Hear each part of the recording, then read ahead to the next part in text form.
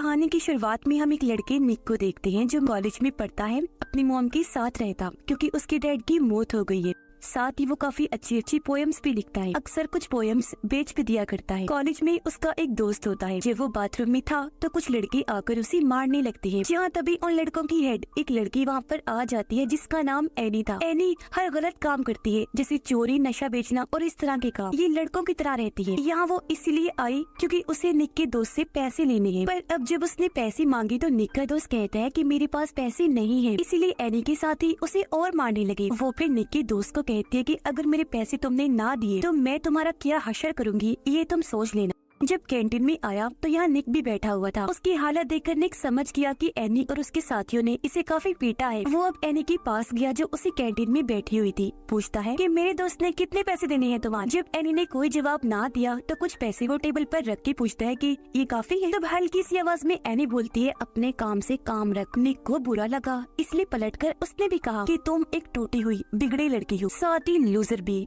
जो कहकर वो जाने लगा, पर एनी को इतना गुस्सा आया कि वो निक पर हमला कर देती है और इस तरह इन दोनों की लड़ाई हो जाती है। कुछ देर के बाद दोनों को प्रिंसिपल की ऑफिस भेज दिया गया। प्रिंसिपल एनी को आगे से ऐसा ना करने का कहकर यहाँ से भेज देते हैं, जबकि निक को कहते हैं कि ऐसी लड़कियाँ ठीक नहीं होती तो इससे दूर रहो। जिसके बाद वो भी यहाँ से चला जाता है। रात को निक के घर उसका दोस्त आया जो उसे कुछ पैसे देकर पोयम खरीदता है। फिर पूछता है कि कल रात एक पार्टी है, क्या तुम जाओगे उसमें। निक कहता है कि नहीं, क्योंकि कल मैं लंदन जा रहा हूँ। वहाँ एक काफी बड़ी अकेडमी में राइटर्स की मीटिंग है। वो उसे अपने टिकट भी दिखाता है। उसके दोस्त ने पूछा, क्या तुम्हारी मॉम को पता है इस बारे में। निक कहता है कि नहीं, अगर उन्हें पता चल गया तो वो मुझे जाने नहीं देंगे। अब एनी अपने एक दोस्त के पास आई जो भी उसकी तरह गलत काम करता है। ये दोनों अब एक ज्वेलरी की दुकान पर आकर रुके। वहाँ का शीशा एनी तोड़कर वो सारी ज्वेलरी चुरा लेती है। अगली सुबह जब एनी वहाँ से जाने लगी तो अपने साथ वो चोरी की ज्वेलरी भी ले जाने लगती है। उसका दोस्त कहता है कि ज्वेलरी इधर ही रहने दो, इसकी हिफाजत मैं करूँगा। एनी कहती है कि नहीं, तुम इसकी हिफाजत नहीं कर सकती, ये मेरे साथ ही रहने दो। जो कहकर वो यहाँ से चली गई। इस पर उसके दोस्त को बहुत गुस्सा आया। वो पुलिस को कॉल करके सब कुछ बता देता है। कॉलेज में आने के बाद एनी वो ज्वेलरी अपने लॉकर में रखने लगती है, पर उसे ऐसा करते हुए निक के दोस्त ने देख लिया था। थोड़ी देर के बाद यहाँ पुलिस आ गई। जब उन्होंने एनी के लॉकर की तलाशी ली तो उन्हें वो ज्वेलरी मिल जाती है। इसीलिए वो एनी को गिरफ्तार करके ले जाते हैं, पर क्योंकि वो स्टूडेंट थी तो जल्दी उसे छोड़ दिया गया। ये एक हफ्ते के बाद उसकी कोर्ट में पेशी है। छूटने के बाद वो अपने दोस्त को कॉल करके बताती है कि मुझे गिरफ्तार कर लिया गया था। वो पूछता है, तुमने कुछ बताया तो नहीं। एनी कहती है, कुछ भी नहीं। फिर वो पूछता है कि कौन हो सकता है ये जिसने पुलिस को सब बताया। अब हालांकि वो खुद ही था, पर यहाँ एनी को ये लगता है कि वो निक का दोस्त है जिसने पुलिस को सारी जानकारी दी, क्योंकि लॉकर के पास उसने एनी को देखा था। अब आज रात क्योंकि निक लंदन जाने के लिए निकलने वाला था, इसलिए वो अपने दोस्त को मिलकर अलविदा कहता है। फिर जब वो घर आया तो उसकी मॉम को भी पता चल गया था कि आज रात वो लंदन जाने वाला है, क्योंकि उसकी फ्लाइट लेट थी और एयरपोर्ट से जो कॉल आई थी वो निक की मॉम ने उठा ली थी। पूछने पर निक बताता है, मॉम वो मैं आपको बताने ही वाला था। वो कहती है, झूठ मत बोलो बेटा, टिकट तुम्हारे पास कब से थी, तुम चाहती तो बता सकती थी। गलत बात है, मुझे लगता है मैं किसी अजनबी के साथ रह रही हूँ, और यहाँ से चली जाती है। निक को भी बुरा लगा, इसलिए रात को वो टिकट लेकर उस पार्टी में चला जाता है जिसके बारे में उसके दोस्त ने निक को बताया था। जब उसका दोस्त पार्टी में आ रहा था तो उसे एनी और उसके साथी पकड़ लेते हैं। खूब पीटने लगे ताकि सच उगलवा सके। वो उसे बहुत मारने लगे, इसलिए वो कह देता है कि वो मैं नहीं, निक है। सारी जानकारी पुलिस को उसने ही दी थी। यहाँ उसने निक का नाम इसलिए लिया था क्योंकि उसे लग रहा था कि वो तो लंदन जा चुका है, पर वो तो पार्टी में था जो अपनी टिकट एक लड़की को दे देता है। और अब जब वो अपने घर जाने लगा तो एनी और उसके साथी निक को भी पकड़ लेते हैं। यहाँ निक का दोस्त भी उनके साथ था। वो उसे बहुत बुरा मारते हैं जिससे उसकी सांसें रुकने लगती है। हालांकि उसका दोस्त भी ऐसा करने से उन्हें मना करता है, मगर वो नहीं रुकते। ये सब देखकर उसका दोस्त काफी दुखी हो गया क्योंकि उसे लग रहा था कि निक मर गया है। ये अब उसे एक सुनसान जगह पर छोड़कर यहाँ से चले जाते हैं। एनी तो अपने दोस्त के पास आ गई, उसे बता देती है कि मेरे हाथों निक का खून हो गया है। उसका दोस्त कहता है कि तुम जाओ यहाँ से, क्यों आई हो यहाँ। जो सुनकर हालांकि एनी को बुरा तो लगा, लेकिन वो यहाँ से चली जाती है। अगले दिन निक बाकी बच्चों के साथ क्लास में बैठा हुआ था। टीचर क्लास में आकर सब बच्चों से एक सवाल पूछती है जिसका जवाब निक के अलावा किसी को भी नहीं आता था। वो खड़ा होकर जवाब देता है, लेकिन हैरत उसकी आवाज टीचर और बच्चे सुन नहीं पाते। निक को भी अजीब लगा। वो पूछता है कि यहाँ पर क्या हो रहा है, क्या तुम लोग मेरा मजाक बना रहे हो। जो कहकर वो उठा, जोर जोर से चिल्लाने लगा, सबके आगे हाथ हिलाने लगता है, पर कोई ना तो उसे देख और ना ही सुन पा रहा था। वो अब एक किताब जो टेबल पर पड़ी थी उसे उठाकर दूर फेंक के मारता है, लेकिन अगले पल जब उसने टेबल पर देखा तो किताब वहीं पर पड़ी हुई थी। टीचर कहती है कि निक और उसकी पोयम के बारे में तब बात बात करेंगे जब वो क्लास में होगा। जो सुनकर वो काफी चौंक गया। कहता है, अरे ये क्या हो रहा है, मैं क्लास में ही तो हूँ, आखिर क्यों किसी को नहीं दिख रहा।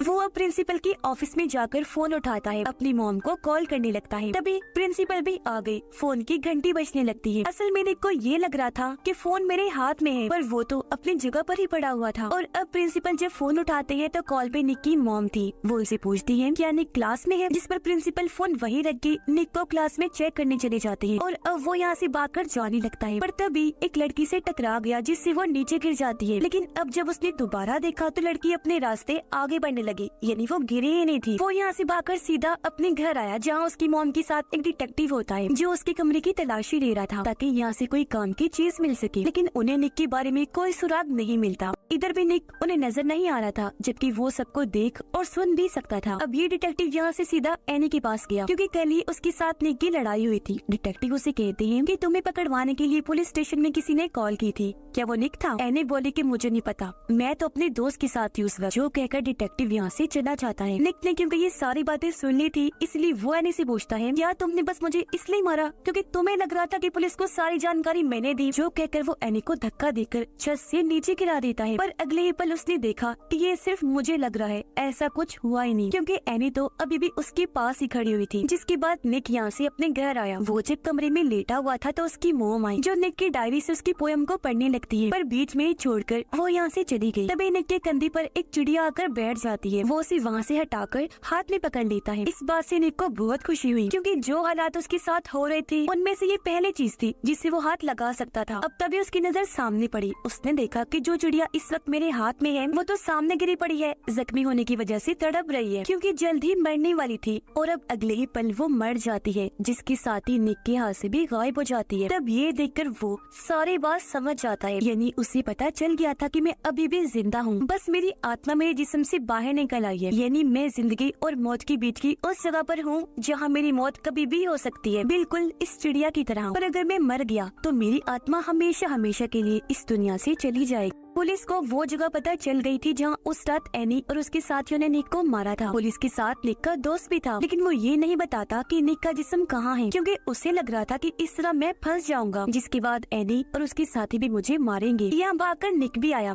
वो डॉग और पुलिस के सामने आकर उन्हें रास्ता समझाने की कोशिश करने लगता है, यानी मैं उस तरफ हूँ, लेकिन कोई फायदा नहीं होता। इसीलिए काफी ढूंढने के बाद भी पुलिस को उसकी बॉडी जिस्म नहीं मिलता। अब एनी अपने घर आई, उसके पीछे पीछे निक भी आ जाता है। उसने देखा कि एनी का एक छोटा भाई है जिससे वो बहुत प्यार करती है। असल में उसकी मॉम की मौत हो गई थी और बाप ने दूसरी शादी कर ली थी। एनी को कभी प्यार नहीं मिला, उसका किसी ने ख्याल ही नहीं रखा, तो बगैर माँ बाप और प्यार के पलने बढ़ने पर वो गलत रास्ते पर चल पड़ी। वो अपने भाई को कहती है कि तुम मेरे जैसे कभी मत बनना। अपने भाई को उसने गले से लगा लिया। आंखों में आंसू थे, क्योंकि वो खुद भी कभी ऐसी बनना नहीं चाहती थी, लेकिन हालात ने उसे ऐसा बनने पर मजबूर कर दिया। फिर वो अपने भाई को कहती है कि अगर किस्मत ने साथ दिया, मुझे मौका मिला, तो मैं एक अच्छा काम जरूर करूंगी ताकि तुम्हें मुझ पर फख्र हो।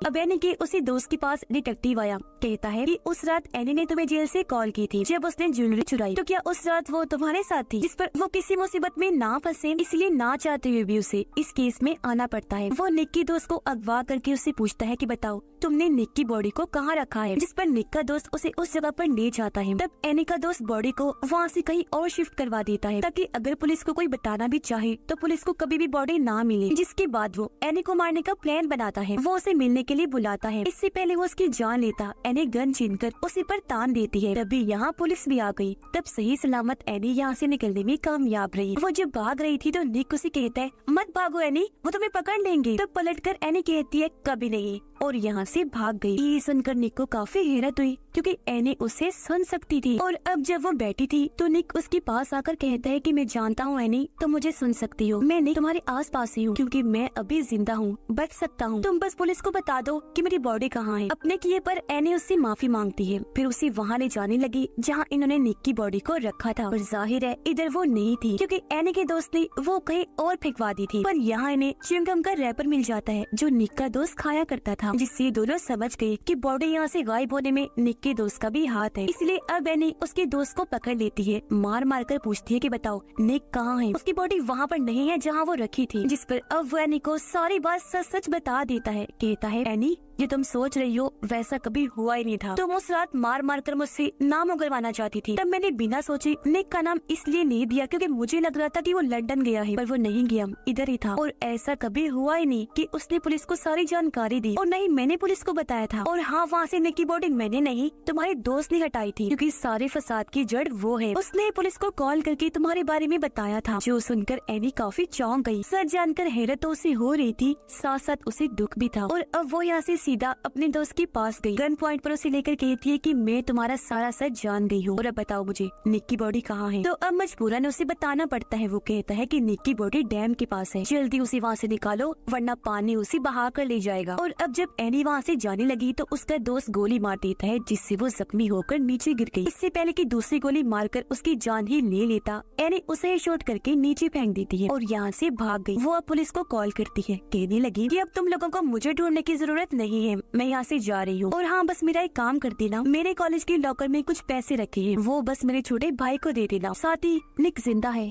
उसकी बॉडी डैम के पास है। उधर निक जब अपने दोस्त के पास था, देखता है कि मेरे दोस्त को शर्मिंदगी हो रही है। उसे लग रहा है कि आज अगर निक इस दुनिया में नहीं है तो ये मेरी वजह से है, इसलिए वो जहर खा लेता है। हालांकि निक ने उसे काफी मना किया, पर वो उसे सुन ही नहीं सकता था। और अब जब उसकी हालत खराब होने लगी तो उसके दोस्त की आत्मा बॉडी से निकलकर बाहर आ जाती है, जिसे अब निक देख सकता था। और वो निक को यहाँ तभी उसके दोस्त की मॉम डैड आई। उन्हें भी पता चल गया था कि हमारे बेटे ने जहर खा लिया है, पर उसकी हालत इतनी बुरी नहीं थी। निक डैम के पास पहुँच गया, जल्दी उसे अपनी बॉडी मिल भी जाती है और तभी डैम से भी पानी आना शुरू हो जाता है। इसीलिए वो अपनी बॉडी को उठाकर ले जाने लगा, लेकिन वो खुद अपनी बॉडी को नहीं उठा सकता था। वो मदद के लिए चिल्लाता है, पर कोई भी उसकी आवाज को नहीं सुनता, आसपास कोई था भी नहीं। और अब तभी यहाँ डिटेक्टिव, निक की मॉम और बाकी सब भी आ जाते हैं। पुलिस ने डैम बंद करवा दिया। जैसे उसकी बॉडी मिली, फौरन उसे हॉस्पिटल ले जाते हैं, लेकिन उसकी हालत बहुत ज्यादा खराब थी। उधर एनी भी पुलिस से बचते हुए किसी तरह हॉस्पिटल पहुँच जाती है, जहाँ उसके साथ साथ निक की आत्मा भी थी। इससे पहले एनी अंदर जाकर निक से मिल पाती, वार्ड के बाहर जहाँ निक की मॉम बैठी थी वो उसे देख लेती है। उन्हें गुस्सा तो था ही, इसलिए वो एनी के मुँह पर जोरदार थप्पड़ मार देती है। कहने लगी कि आज निक की जो भी हालत है तुम्हारी वजह से है। निक को बुरा लगा, वो जोर से चिल्लाते हैं, मॉम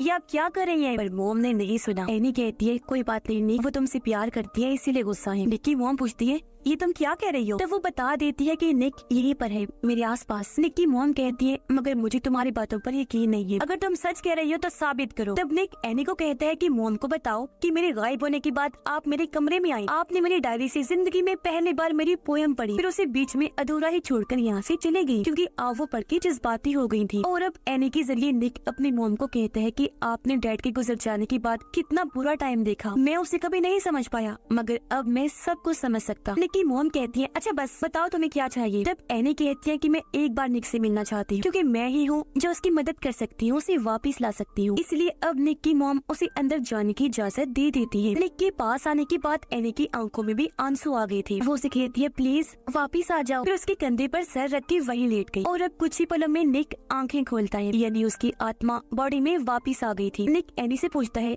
क्या तुम मुझे देख सकती हो? वो कहती है कि हाँ, मैं हमेशा से एक अच्छा काम करना चाहती थी। निक बोला और आज तुमने वो कर ही दिया, मुझे वापस लाकर तुमने ही मेरी जान बचाई है। और अब निक तो बच गया था, लेकिन एनी की मौत हो गई थी क्योंकि उस बेचारी को गोली लगी थी, जख्म बहुत गहरा था, उसका इलाज भी नहीं हो पाया था। और इस तरह उसने अपनी जान की परवाह किए बगैर निक की जान बचाई और अपनी बात को सही साबित कर दिया। अब निक एनी के भाई के पास गया जो प्लेन उड़ा रहा होता है। एनी का भाई कहता है कि मेरी बहन मुझे यहाँ लाया करती थी, जो अभी इस दुनिया में नहीं रही, वो बहुत अच्छी थी। बच्चा दुखी था। तब निक उसका मूड ठीक करने के लिए कहता है चलो हम एनी को एक मैसेज भेजते हैं। हम उसे कहते हैं हे एनी ठीक है ना? इस पर उसका भाई कहता है हाँ, और ये लिखकर उन्होंने प्लेन को हवा में उड़ा दिया। प्लेन को दोनों उड़ता हुआ देख रहे थे। ये फिल्म इधर ही खत्म हो जाती है।